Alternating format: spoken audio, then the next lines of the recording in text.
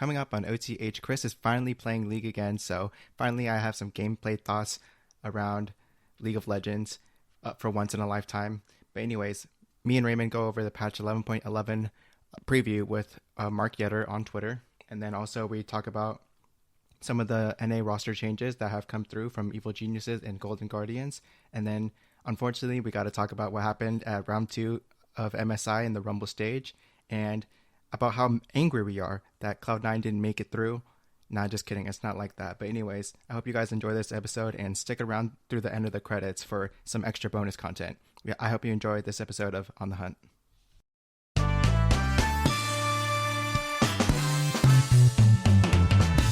Welcome everybody to episode 14 of On the Hunt, a League of Legends podcast. I'm your co-host Chris, aka Mr. Clean and Clear, because I actually I have this really bad acne problem for most of my life, since middle school, I guess. Mm-hmm. And I just started using this proactive kit, I guess. So yeah, that's all I gotta say. It's not funny, honestly. And joining me on this episode is our other co-host, my buddy, the man in the bot lane himself, Mr. Raymond. Whoa. Damn, dude, I don't know that I was expecting the WWE hype up right there, but I appreciate it. Yeah, with the no theme music though. Or maybe I'll add a little bit in. Hey, dude, congratulations on getting your face cleared up. That's fun.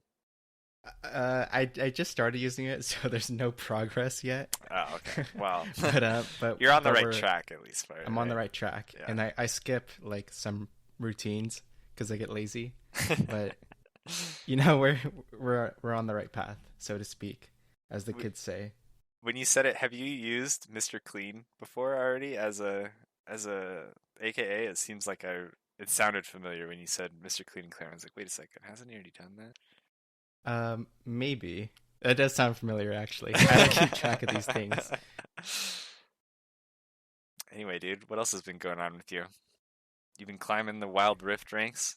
No, not really. But as you may have seen, played a couple of league games this past weekend. How'd it played feel? A few ADC games. It felt good actually, dude, because that new mouse that I told you I got a couple weeks ago feels really nice actually to click with it. It's pretty satisfying. So it's a little fun to play again just to click.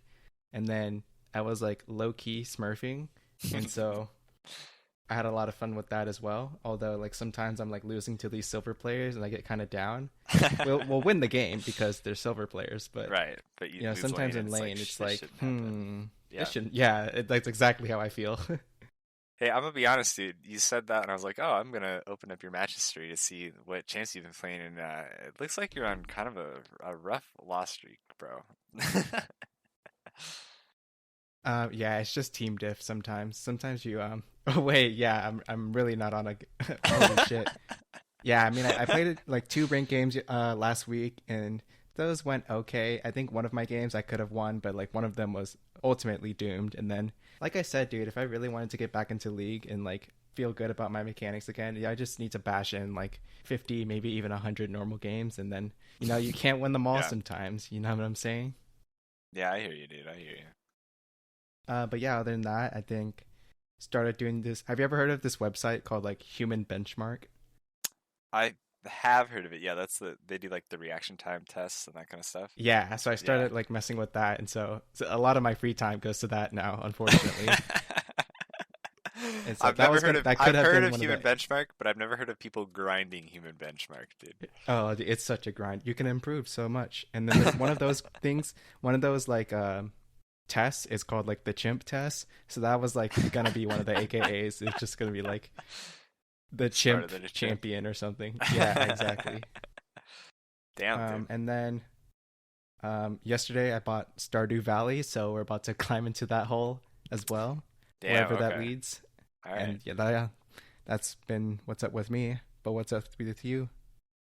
Yeah, dude, for me, it's been not much different. It's been some League of Legends with the boys, some chilling. I mean, watching a lot of MSI, watching a lot of Runeterra streams. There was a new expansion, kind of like mini expansion, Again? a week or two ago. Yeah, they do it pretty often actually. Like they have like major expansions, like when they release new regions and stuff, and that's like every like probably 3 months or so. And then there's like following up those guys, they'll have like a mini expansion like a month or so in between those, where they release a couple new cards or a couple new like champions for it, and then related cards. So they've got Well, some I'm new, happy that game is getting so much support and that yeah, they don't kill it off like Blizzard just like killed off Heroes of the Storm essentially. yeah, or like Steam or Valve killed off Artifact. You remember that game? I don't actually don't know about that. Yeah, I don't really know that much about it either, except it was supposed to like save card games and then it and like have its own cool like trading card economy, and then it was dog shit and nobody did it. But yeah, it's been pretty Yeah, cool. so the Runeterra. Yeah, Okay. they released some cool new champs. They released Aurelia, who's become like giga meta, but it's like a pretty cool champ. A lot of people like it. But do you like it? What kind of player are you? Are you a meta slave kind of guy, or do you want to just like put together your own combination of cards and like that's what you like to play?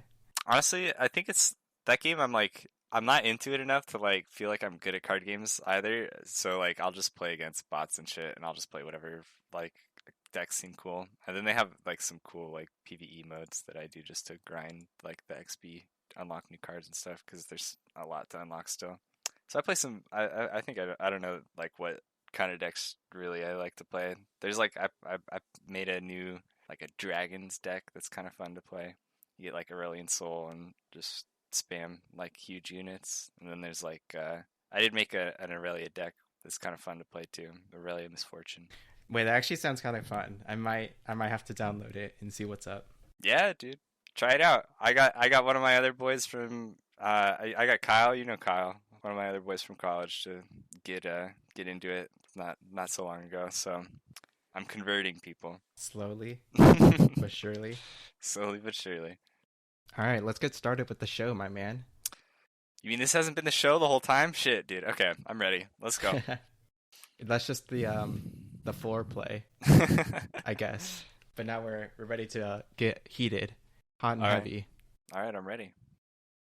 Yeah, so today actually Mark Yetter dropped the patch 11.11 preview when there's going to be some interesting changes in there. I'll just get started with what I think is probably the biggest change that's going to come in this patch, which is the Hail of Blades nerf, which I feel like has been kind of OP ever since I found out that they changed it, I guess, a long time ago. Like, I looked it up. It's patch 10.4 that they changed it where, like, you you don't have to be um out of combat in order for the cooldown to refresh, because it Hmm. used to be that like it wouldn't go on cooldown until you went out of combat, which was terrible for like the last 4 years before that. But Yeah. but then when they made it so that like it can just go on cooldown normally and you don't have to like try to go out of combat, they made it like so usable for like pretty much all the champions that it was meant for. So like Kaisa became broken because of it. Right. Even Kog'Maw is okay with that. A lot of the AD carries, obviously. Xin Zhao is really good because you can get like multiple procs in one fight and stuff like and that sort of thing. So I feel like Hail of Blaze has been really strong for ever since the start of this season, and so they're just nerfing the cooldown on it, which is kind of surprising to me. I thought they might nerf something else like the damage or something because sometimes I feel like Tristana is unfair with Halo Blades, but maybe that's just like one case. But yeah, I'll start there, dude. Any thoughts? Yeah, I mean, I think that's a good point. I think it's a big, I mean, it's like a good nerf. Yeah, like you said, we've seen a lot of 80 carries kind of pick it up and try and just dominate some lanes with it. I don't know. There's a lot of little ones in this patch that I'm like not like too like insane about. Like it seems like they're just kind of pushing some numbers in the right way that they want it to be. Biscuit one thing, another one of the rune nerfs they made was the biscuit delivery rune, making the biscuits sell for less gold. Uh huh. I thought that was kind of funny. Just like I've never like thought about it as like, oh yeah, I get these biscuits and then I just sell them all off and it's a free 90 gold. Then I get my power spike early. But like I think it's obvious that some people do that, and use it as just like, oh yeah, it's a gold income, and then you get like free boots and stuff, and then it's just a free 400 gold in your lane. But I don't know, a lot of little ones, just like Warden's Mail, Randuin's Frozen Heart, like number tweaks. range changes for Serpent's Fang. All the champion nerfs, I don't know. It seems kind of funny. Actually, what do you think about the Morgana jungle nerf? They're pushing her W bonus damage to monsters down to 155. I feel like I remember. I feel like when they first made the changes to Jungle Morgana, they made it so that her damage was like 150%, and now it's like after this cycle, it's just gone to 155, and I'm like, was she even like bad? I feel like people are still gonna play her like in a somewhat like meta way now, and it's like she's not even gonna be that different than what she was before. Yeah, I've played like 10 games in the past week, maybe a little more or something, and I've seen Jungle Morgana in a couple games here and there. I don't really know how strong it is. Like I've never had one like gank my lane and I was scared of her or anything like that. So like, or I've never had like a late game Morgana like torment me or something. So no pun intended, because that's one of her skill names. But I don't really care too much about it. So I mean, what about you? Do you have like any bad experiences with Morgana that makes you seem like, oh, dude, thank God she got nerfed, or like, wow, this nerf isn't strong enough? Like, I kind of got that vibe from you.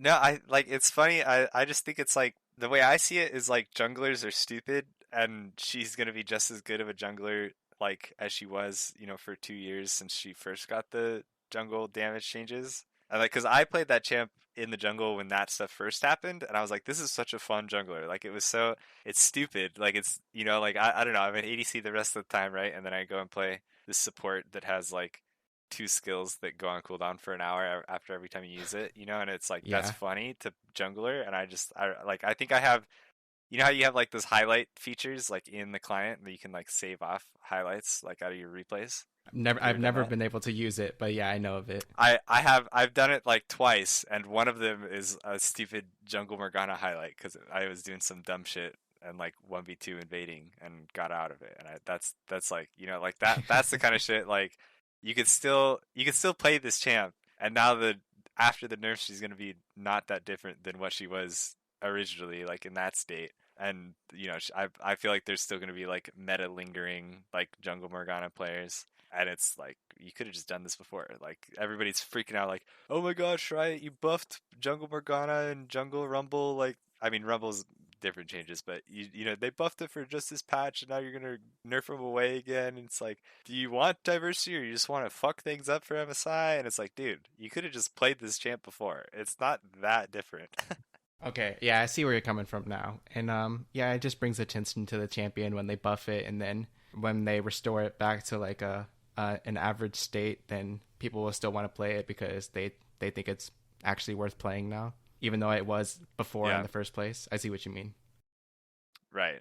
Yeah, I don't Yeah, know. We'll see but though. I'm on the same page as you with most of this patch. Just a bunch of number changes, and like a lot of the changes are like less than 10% like actual movement of like nerfing this or buffing that. So I'm kind of with you on that. I think one last thing, if anything, that I found interesting is I think they're making a change to the one of the support items, which is like the ward stone, Hmm. which I've never seen anybody make ever in my life.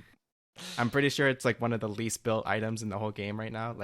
It must be. I never see it, Yeah, I and think so it probably it's like has to the be. one. It's the one that lets you hold more and place more control wards, and so they're like changing it so that the cost is 1100, and then it when you get level 13 and you complete the support quest, it transforms on its own to an item that gives you 150 health, 15 ability haste, and this crazy passive that gives you bonus AP, ability haste, attack damage, and health by like 12%. And so it's gonna be an insanely like cost efficient item if when you're a support player that hits level 13 Yeah. and you finish your support item quest. So maybe that's like 30 minutes in the game, depending on your playstyle, I guess. But I just think that's really interesting that they're changing this item in this way that makes it like extremely cost efficient, to the point where like maybe that's like probably going to get changed by the time it goes live or the patch after. Yeah, I'm glad to see that they're doing something to it though, because they just put this item in the game at the start of the season and it doesn't do anything. So I'm glad that it can do something, but this is pretty much like a hard force. Like you're gonna have to build this item now probably if you're a support player of any type, whether you're tanky or an enchanter. Like it's just too much value in one item, from the way I see it. Yeah, I think that's fair. I think you're right. I think it's a good thing that they're changing it. Like it's I think it was an interesting item when they first came out with it. You know, like the having the bonus like wards placement and that kind of stuff.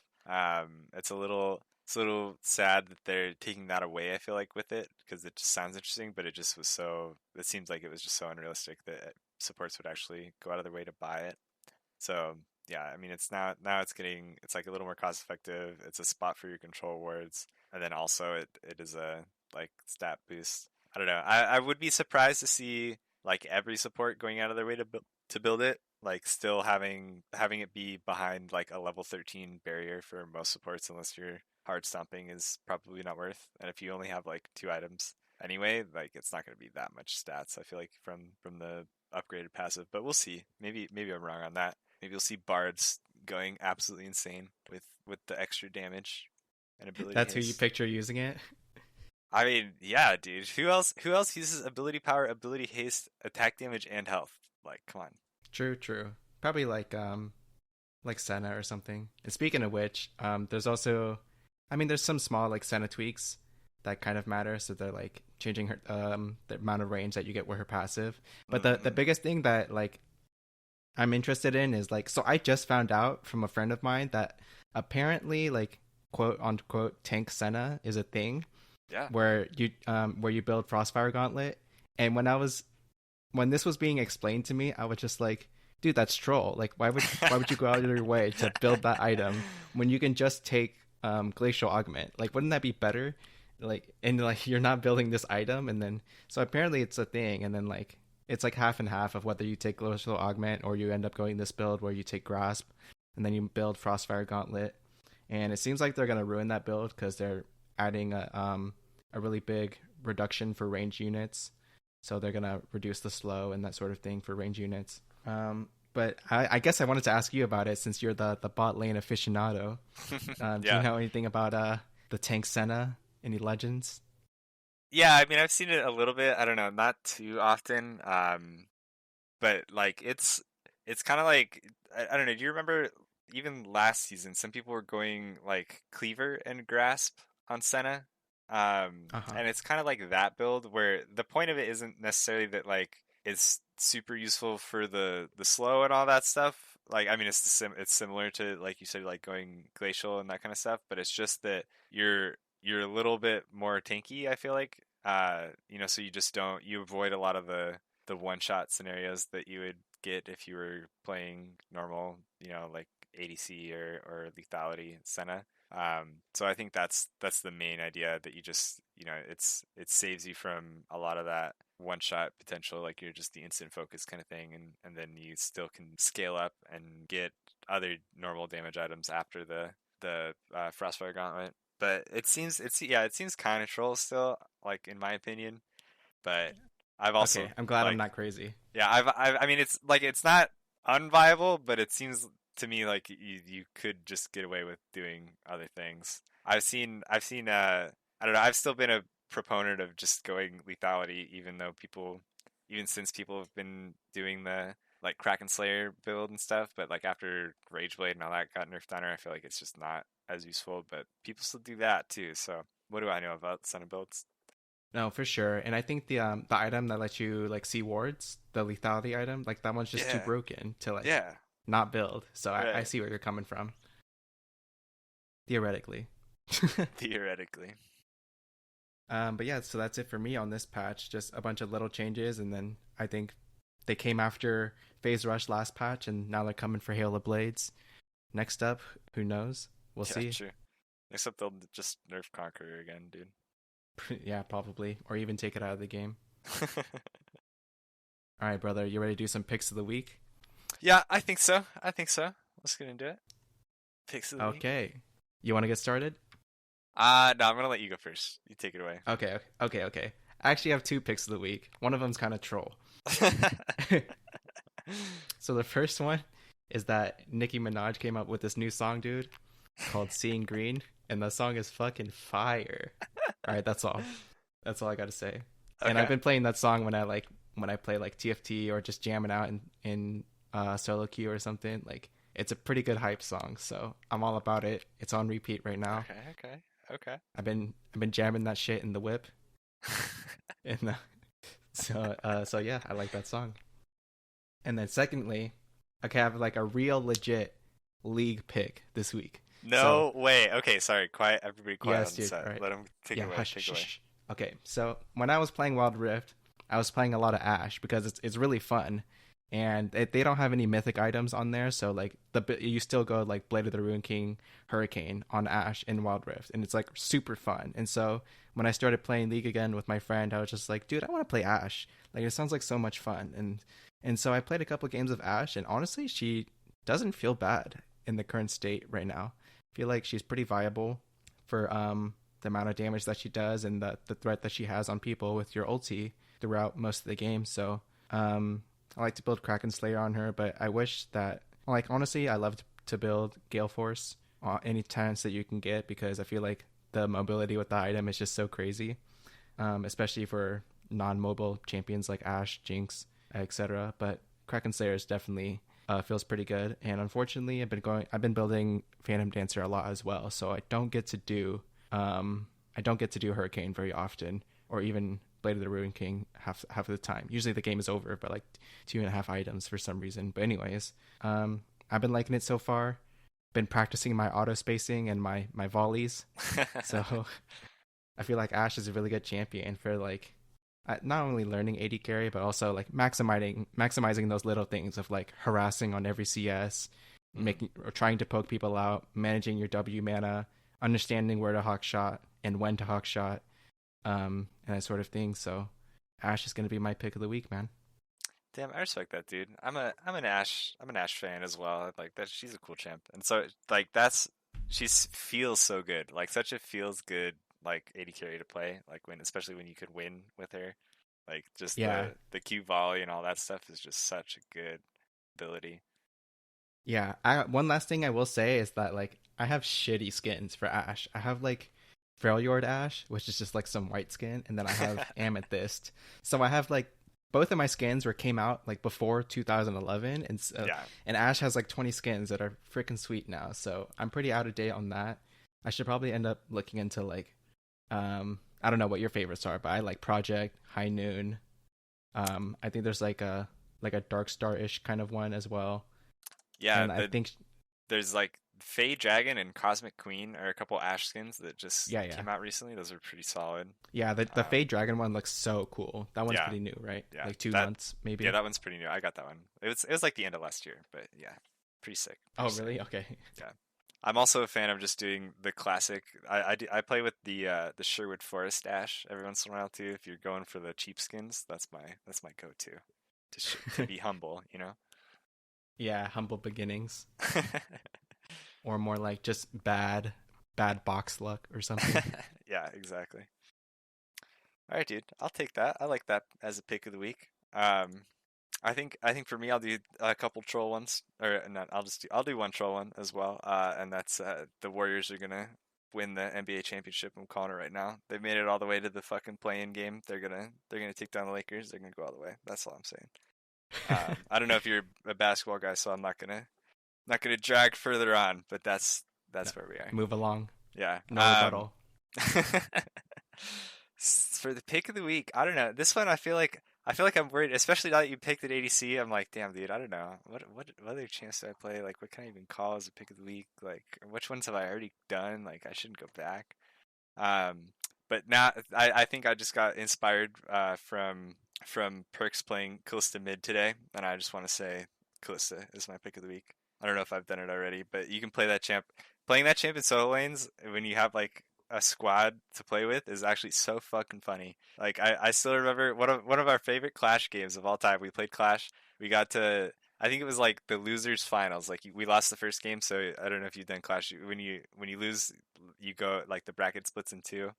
So if you want to be in like the finals, you have to win all the way, right? But if you lose, the best you can get is fifth place, like out of 8 teams. So we lost the first game and then won the next one, and so we're in the final round in the like top of the lower bracket, and we're just like, you know what, like fuck it. Like I'm playing ADC, but we sent like I went top lane and I swapped with my top laner and we did some troll bottom lane, and then we played Callista top with an Elise jungle, and we just bullied the shit out of the enemy top laner. I think it was actually I think the enemy picked like Vayne top, so like they deserved it, but then we just like dove them over and over and over. I was like 6-1 or like I probably didn't die. I think I was like 6-0 and we had it was just like 6-0 Kalista top and like 0-0-6 Elise jungle and then we just ran it down top with like Rift Herald and stuff and they FF'd at 20 minutes because it was too oppressive. So I respect the solo lane Kalista power.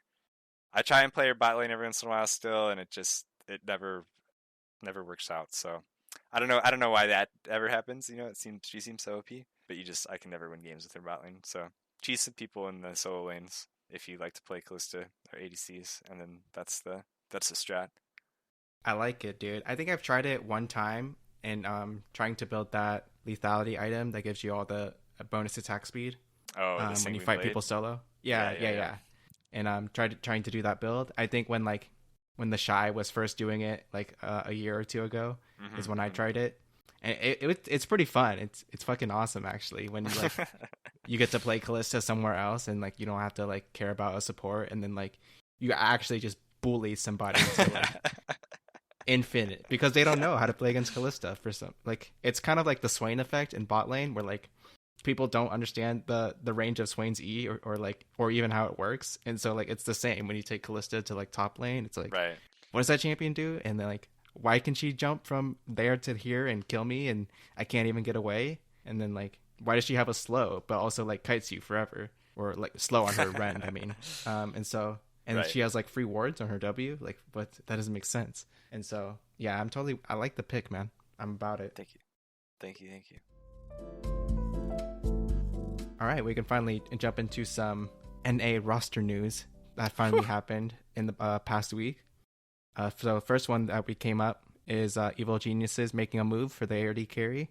It seems like Deathly is gonna just be out of the team because I haven't seen any other news about him like being going to academy or anything like that. And so Evil Geniuses is promoting their EG Prodigies AD carry named Hmm. Shiro, which I'm pretty sure was like Kumo's old name, but whatever. I Yeah, guess you can just do that. it's a different Shiro still. Yeah. Because I know Yeah. that And Kumo so, changed his name like 17 times, so it's that was really uh-huh. hard to follow for me. Yeah, and so they're promoting their 17-year-old AD carry from EG Prodigies. And then I think their academy AD is called like Shoryu or something like that. So Deathly's not going to academy is why I'm saying that. I don't know what's going to happen to Deathly. Yeah, that's I'm pretty interesting, man. sure. I haven't heard anything. I feel like he'll probably go to another team, like in some academy role, but I don't know. I don't know enough about the academy situation or amateur teams or whatever to know where he might be needed. But I can't imagine that he'd just True. be gone after playing in LCS pretty decently. You know, he wasn't a star, but he wasn't bad. Yeah, yeah, that's what I'm thinking too. Like if he wants to keep playing professionally, he'll find a spot, and maybe it's not LCS, but I'm sure he could find somewhere. Yeah. And then another roster move that's being made is in the Golden Guardians team, where Niles, the top laner, and Newbie, the support, are going to be moving down to Academy. And then there's going to be a new support named Chime. I'm not familiar with that guy. And then our good old buddy Solo comes back to the top lane, who I believe he was doing work with CLG in the past split, right? When um. they were waiting for their top laner to come, or am I wrong about that? Oh, actually, yeah, you're right. I don't know what he was doing before that. He was on FlyQuest in the Well, summer I mean, split, and then yeah, I guess I don't know. yeah, I don't know what he was doing after that. I guess what like after he was in what's his name spot in Finn's spot. I don't know what he was doing yeah, in between. So I yeah, you could be right. yeah. Well, I now mean, he he's could on yeah Golden yeah. Now Guardians, he's on and Golden Guardians. he's the most senior member there out of so it's gonna be Solo, Iconic. Is it Blaze Olive for Golden Yeah, Guardians? And then their bot Stixay. lane, I think 6 Day is Stixay. probably Oh, still Stixay. older than him, Yeah, right? Yeah, Stixay's the yeah, oldest. Yeah, you're right. 6 Day and this new guy Chime. So that's the newest roster moves in the NALCS. We'll see if there's any more before the summer split starts, which we were talking before the show. That's going to be starting on June 4th. So this weekend is going to be the MSI quarterfinals and the finals, and then we'll just have a short 1 week break, and then the weekend after that, it's going to be the start of the summer split, which I guess we'll get into the summer split format maybe starting next week. Yeah, when the time comes, once we got But some yeah, time to rest from the heartbreak that was MSI. true. But before that, you have any parting words for your boy Niles? I know you got some feels for him every now and then. Yeah, I don't know. I feel like it's not. This doesn't seem so bad to me. It sounds to me like this is probably what Golden Guardians would have wanted to do.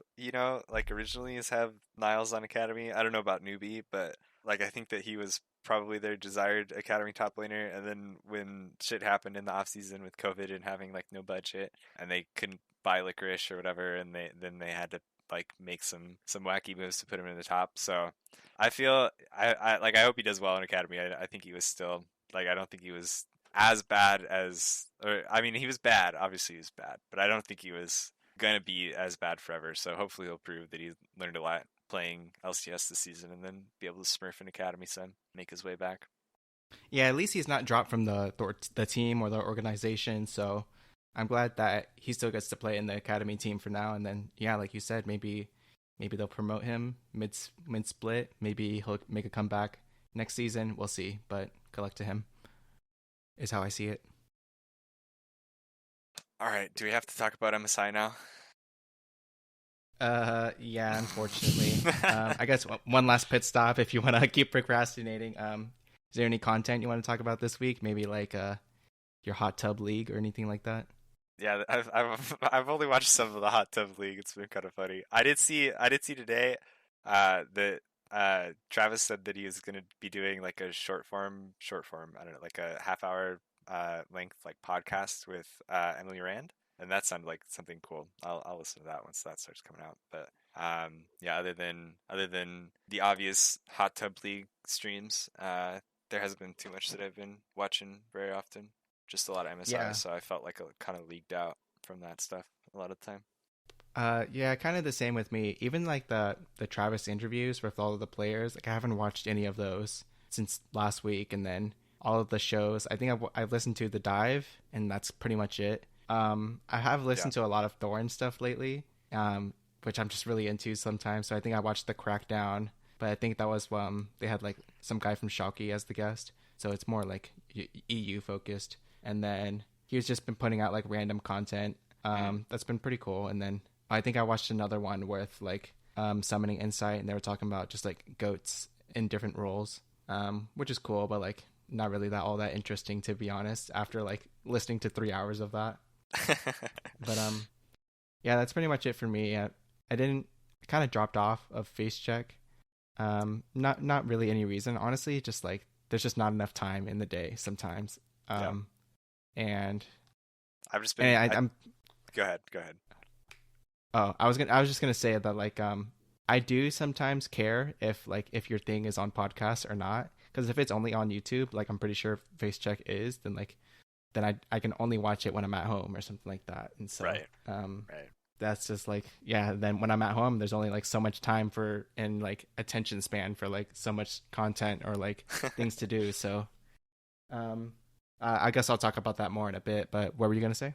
I was just gonna say that when you mentioned face check, I have been still following Dom's Twitter. That's been an interesting source of entertainment throughout MSI here. I'm kind of tired of him still. I'm like, come on, dude, get a new take, but he's just going off.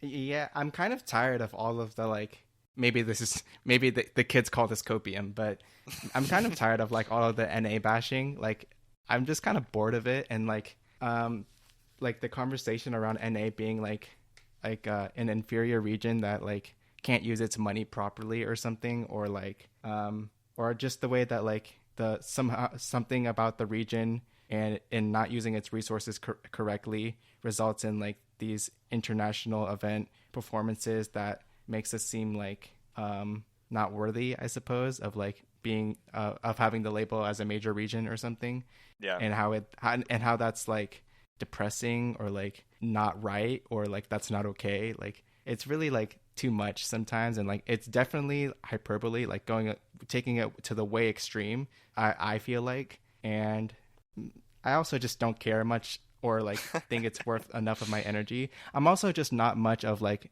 an outrage kind of guy. Like I don't get outraged by like little things or like random news stories. Like you can't convince me that like 5G towers give you cancer or something. Like I don't get Right. outraged by dumb stuff like that. Right. And I'm not gonna go and fucking yell at Jack and Reggie and shit because C9 went 3-7. Like I just don't doesn't doesn't fucking matter, dude. Like get over yourself. Okay. Yeah, so I that's just how I feel. But and then like and then you just get accused of like haha NA dog shit.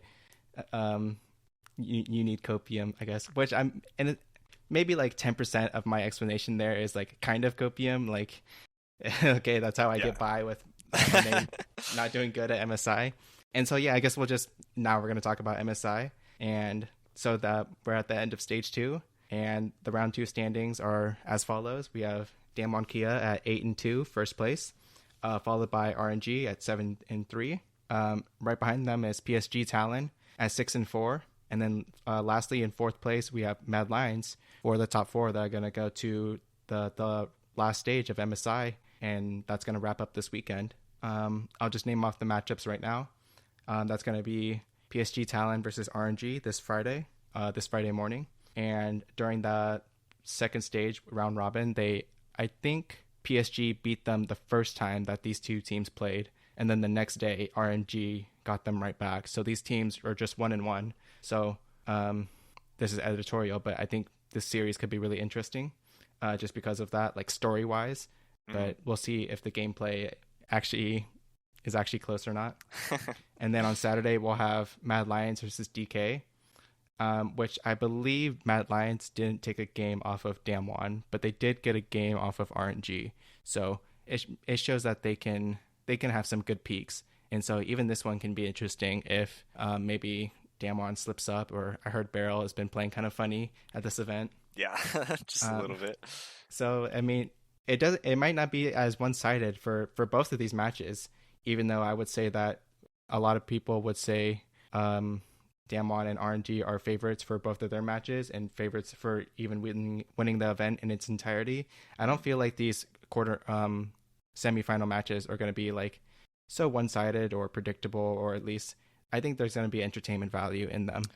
Yeah, I think I agree. I think like you said, I think they'll probably be pretty close. A lot of what we saw, I feel like during the Rumble stage, was that all these teams can be pretty good, but also like kind of bad at the same time. Like a lot of off games, a lot of happy games, if you want to call it that. A lot of just ups and downs for everybody. So yeah, even Damwon being 8-2, I'm not expecting them to just go and stomp everybody. RNG lost to Cloud9 just because they lost to a wildcard region doesn't mean that they're the worst. So we'll see. I feel like it's definitely big opportunities for Mad and PSG to make upsets in this round. Yeah, definitely. That's all I got to say. I mean, I'm looking forward to the semifinals and finals that's going to happen this weekend. And then I tried to pull a quick one, or I kind of just skipped over the Rumble stage, but now we got to go back and talk about it, man. It happened.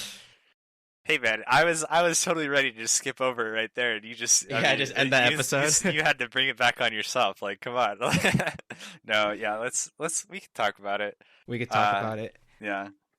I mean, to be honest, I don't have much to talk about. I think out of like the whole Rumble stage, I watched like 1 hour of league game content. Like I didn't watch very many games, and then even out of the second round, I only caught like a few pieces of Mad Lions versus C9, and then also a few pieces of C9 versus Damwon.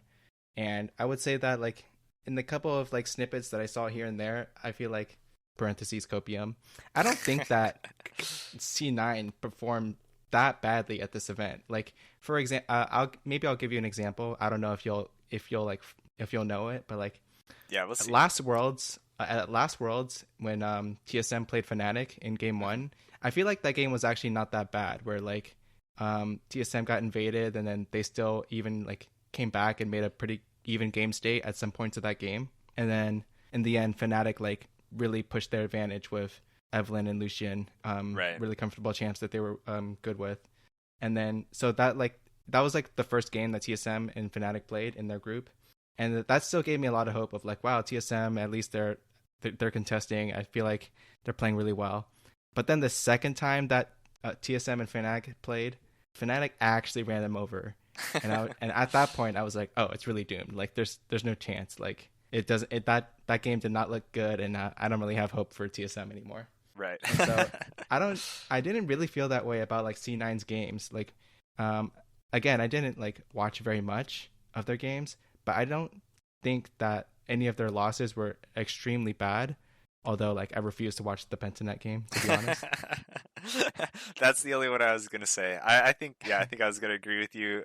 I think I agree with you on most of that, except for yeah, the Pentanet one felt like really sad. Not it's that was one of those games where you watch the game itself. It's not like wow they played super badly maybe, but you just if it was nameplates off, you wouldn't say like oh yeah this team shit stomped and this team was totally trolling or whatever. It was just like knowing that it's C9 versus Pentanet who hadn't won a game by that point, like you're thinking, come on, C9, you have to win this one. Like this can't be this bad, right? And then they lose it, and it was like, yeah. Then in context, that felt like the worst loss of the stage, obviously.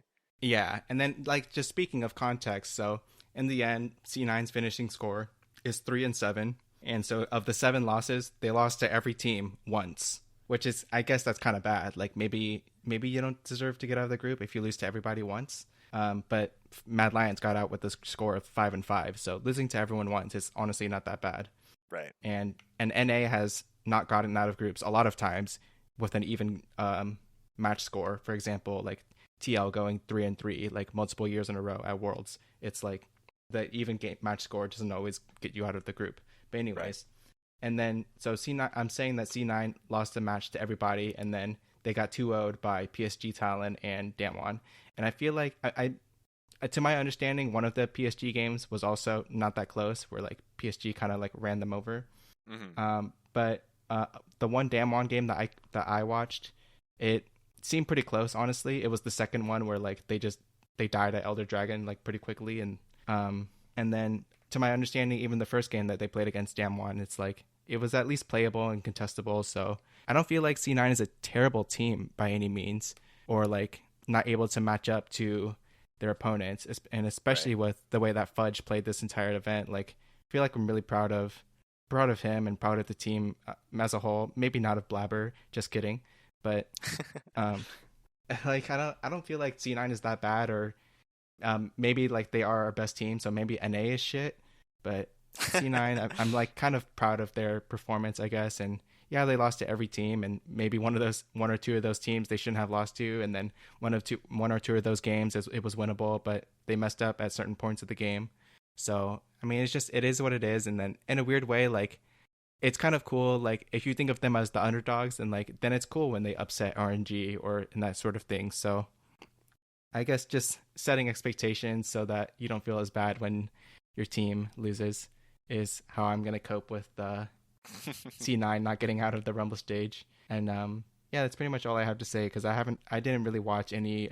I haven't seen any RNG games. I haven't seen any Madline games. I think I watched like one PSG game where where Maple was just popping off with the collie. Yeah. I think that was a C9 game actually, and then Yeah, that that's was, I it. think. Yeah, I think yeah, I think I'm with you a lot on how C9 didn't look that bad this tourney. I think a lot of the time they were in like yeah, like that first Damwon game, they had winning positions in that. It was like a hard draft for them to play out in the late game. That was the one where they had like double 80 carry and double supports with like the Karma top lane and Lulu support against like the full group comp with Damwon playing Rumble, Syndra, and then Senatom. Like they definitely had a lot of games where it seemed like it was the problem with it wasn't that like oh C9 is bad, like that they lost the game. Sure, it could have been a draft thing, it could have been like misplays in the game, but it wasn't like we were getting totally outclassed every game.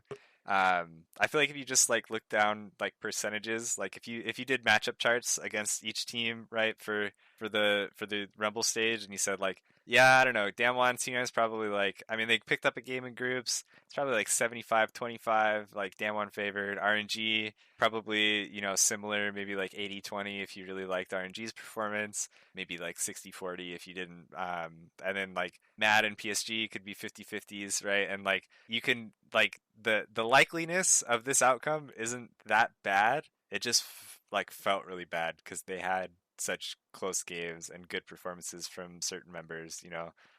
Like I feel like Right. Vulcan and Fudge, like you said, like Fudge played crazy in some games. Vulcan was doing good. Sven and Vulcan were like still 2v2 like lane kingdoming in a lot of games. It felt like, but I like Blabber throwing a few games and Perks having kind of what felt like kind of an off tournament. Like maybe not terror bad, but like it was defending MSI champion Perks. That if that's who you're expecting going into the Uh huh. tournament, that wasn't really who showed up. So it felt like for that reason, it was just more disappointing than it necessarily needed to be. But if you had gone into it with the rational like expectations of the tournament, like I feel like you're pretty pleasantly surprised with how well C9 played as a team, even though the record didn't come out like with a advancement record. Yep. I'm totally in agreement with that. I feel sad Yeah. now, but it's that's the end of the event. They're heading off to the airport probably, or maybe they'll stay in scrim a little longer.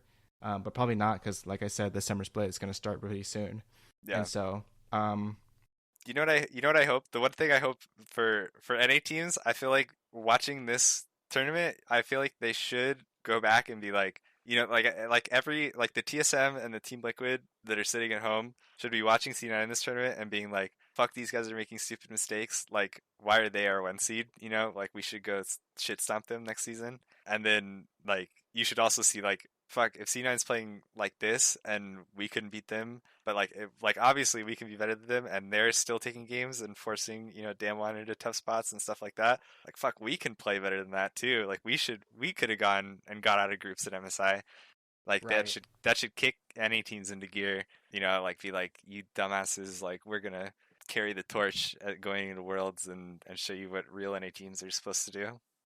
Yeah, I think I Will Dominate was kind of talking about that too, where like MSI is not like that crazy or important an event. Like what really matters is Worlds, where you get like better representation of like all the teams around the world, and you get more representation since you get multiple teams from a region. And so yeah, I like C9's performance here at MSI. It does like I didn't lose in complete faith in NA as a Right. whole, and so I'm still looking forward to Worlds and the top three teams that are going to go there, and then we'll see who gets an extra seed for being the winners of MSI, and then also the extra seed after the post rankings that they're gonna do. And so I'm excited for that. I'm excited for all the matches that are gonna happen this weekend that are gonna be best of five, and then like it's gonna end this weekend where MSI is gonna be over, and so I guess we're just gonna have to.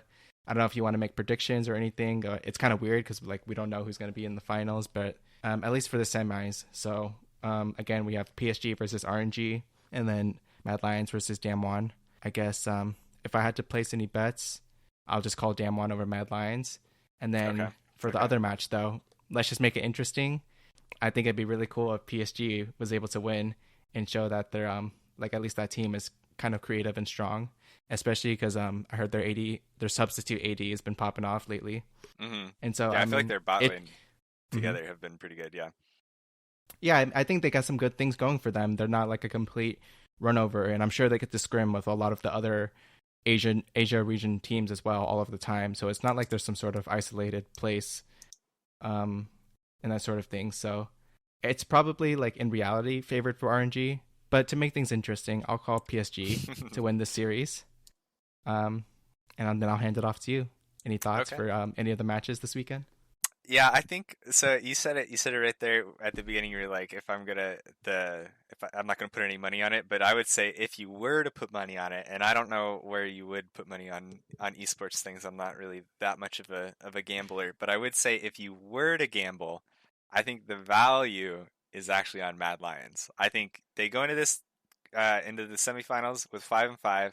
They had, like, it's the worst record of the four teams qualified, but I think they are still really good. I think they have like high highs, and like they showed that they can take games off of, like all the teams kind of that they're playing against. Um, I think that RNG like kind of showed that they're slumping towards the end of the Rumble stage. Damwon never really looked like in dominant Damwon form. They played, like Right. consistent Damwon where it felt like, yeah, even when Damwon's not great, they're still a really good team and like really good players and like showmaker difference and kind of stuff. Where if you don't kill them, they're gonna still come back and win the game. Yeah, his Um, CSing is so crazy, dude. yeah. He'll have So like 180 CS at 14 minutes. It's like so yeah, crazy. Showmaker, Chinese letters with the Rise hack, Chinese letters 200 CS 10 minutes, Chinese letters. Yeah. Uh-huh. Um, yeah, but I think Mad Lions like can definitely like EU teams I feel like are good at like preparing stuff too. So I wouldn't be surprised to see them, in a couple of days here, go right into the matchup with Damwon and have some stuff ready to take them on. I think that's a feasible upset for them. If they're good on the day and Damwon isn't, or if you find a good strategy to pick up your game one or game two, that's a good series that they can carry over. Even though they lost both games in the group stage. But yeah, I think that would be my guess there. And then yeah, I think the PSG call over RNG is probably not that bad either. I think that's who I'd like. Yeah, I think that's what I'd like to see. I don't know. I'm not too. I don't think I watched too many of their games like where they played each other to know how stuff played out kind of in those games that they split. So it's harder for me to make that call. But I'd like to see PSG take that just to throw things for a loop. But yeah, I think that would be. I think it's not unfeasible for Mad Lions to take the whole tournament as Ooh, the like whole fat. tournament? Yeah, I mean, I think if you're Mad Lions and you can if you could win your first round, and I think they have a chance to win the first round, then you can win the whole thing. Like it's not even For close. I sure. mean, but on the other end of that though, Damwon did, because Damwon was the first seed, right, coming out of Rumble, and they had I think they said it on broadcast, like they had a couple hours to make their decision of who they wanted to face in the semifinals, like in the first round, and they picked Mad Lions like instantly. It was like as they went into the last post game after Cloud9 lost, and after Cloud9 won, sorry, and they barely had finished the post game for that, and they were like, "Yep, Damwon has already picked Mad Lions as their opponent, so maybe they know more than I do, and they're ready to fuck them up." Yeah, for sure. I think it's gonna be we're gonna have a fun time this weekend. And then I think if anything, like unless one of the series goes to 5 games, then like I might not pay too much attention to it. But I'll be looking forward to the finals as well. And honestly, I'm really bummed about like the no co-streaming thing, because that's kind of like the way that I like to watch League now, and especially like when I come home and it's like I don't really care about any of the matches, and so many matches happened today or yesterday or this morning, and that's why I haven't bothered too much to rewatch a lot of them. Hmm. But yeah, I think I've just been like, it takes too much time to watch a VOD, actually, sometimes. Like upwards of 40 minutes, even for just the game, like not even like paying attention to draft or post game analysis or anything like that. And so, Yeah. yeah, it's just so much time and so much competing things for your time and attention. So yeah, that's how I feel sometimes, but that doesn't mean I want to stop the podcast or anything. I don't know. Yeah, I think it's hard. I think it's been harder with MSI too, that it's just been this slog of so many games, like it's Friday. It was Thursday to Tuesday in the first round, and then it was Friday to Tuesday this week. You get like there were 2 days off basically last week where there weren't games, and it was just 5 or 6 best of ones every single fucking day, like throughout, Yeah, I right, I all looked that, it right? up. I think there's been like 67 games or something like that since Yeah, MSI started. So which it's is it's just a pretty lot of insane. League of Legends to like Yeah. have to pay attention to. Yeah, I can feel you on that one. But I'll be watching LCS True, and I'll true, be dude. entertained. So True. so that's where I'm at. All right, dude. I think I'm ready to call it there. All right, yeah, me too. I think we've hit everything. All right, we hit all the things that we wanted to talk about this week. So that's going to be it for episode 14 of On the Hunt, a League of Legends podcast. I hope you all enjoyed it, and if you did, be sure to subscribe to our podcast on the service that you're listening to us on, if you haven't already. We'd appreciate it if you also give us a rating or hit the like button to show us some support. You can find us on YouTube as well as your podcast player of choice, from Apple Podcasts to Spotify and so forth. We'll see you all next week for another episode of On the Hunt. Maybe back on our regular schedule.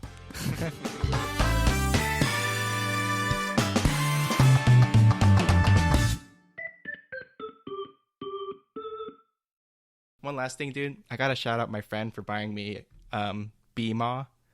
And I've been playing some B Kog'Maw with B Yuumi. And it's fucking cute, dude. And I was slaughtering people, to be honest. Yeah, dude. Kog'Maw's actually so fun. I feel like when people don't respect Kog'Maw, you just roll lanes. It's like if you have tier differences between you playing Kog'Maw and the enemy AD, like it's just so easy. Yeah, and like it felt really good with Halo of the Blades as well. Like you activate W and just mash on somebody for a couple autos, and then you can just walk away because you're already at like max range and they couldn't hit you back in the first place. So it actually doesn't. It feels pretty good actually. So yeah, the Halo Blades nerf is much needed. Dude, have you seen anybody go tank Kog'Maw, full tank Kog'Maw? No, and I'm scared and I'm worried, and please don't. I don't want to see it. I seen it some. This was like I don't know who did it first, but I saw Hansama do it a little bit in his solo queue games. And it like Sven did it in one of the games, like where it's actually not full tank, but where you rush Wit's End, and like against magic damage heavy teams. Like I think he was against like Kaisa Leona, and then they had Morgana jungle and some other like Akali. Like that was the PSG game, I think. Makes sense. And so it was like yeah, okay, that makes sense. Like you just go Wit's End first.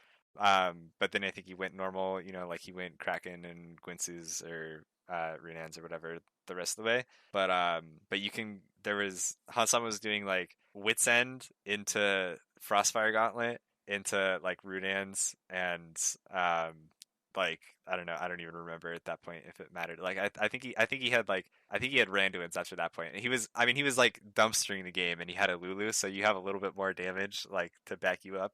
But it was so dumb just to watch him like have a 2700 health, like 150 armor and MR Kog'Maw just running around with Lulu shields. Actually, that does sound pretty interesting because like when you really stop to think about it, all you need is Hurricane to do damage, and your W will do the rest of the damage on its own. Yeah. So like, yeah, maybe there's something there. if they don't need, if you have like the Lulu picks on you too, and Ardent Sensor, and you can just hit him enough times, then you'll win, and you can do it from 800 range and like with 2.5 attack speed. It's fine. I'm down. I'll try it. I'll report back. Tell me how it goes. I don't think I have enough people that play enchanters with me to let me play Kog'Maw a lot of games. True. All right. We'll see you guys later. Damn, was that the podcast still? Are we stopping? Yeah, stop it.